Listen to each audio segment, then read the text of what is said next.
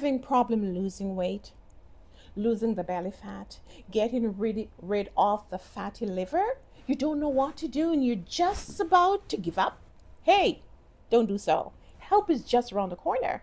Get a glass of water, get 2 tablespoonfuls of chia seeds, get 1 tablespoonful of lime or lemon juice, get 1/3 cup of oatmeal, blend this all together, and take this 1 hour or 30 minutes before your meals, and you will see the effect.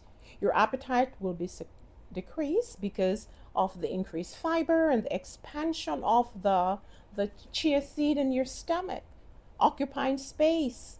This will decrease your appetite and you will begin to lose weight. This is your natural Ozempic.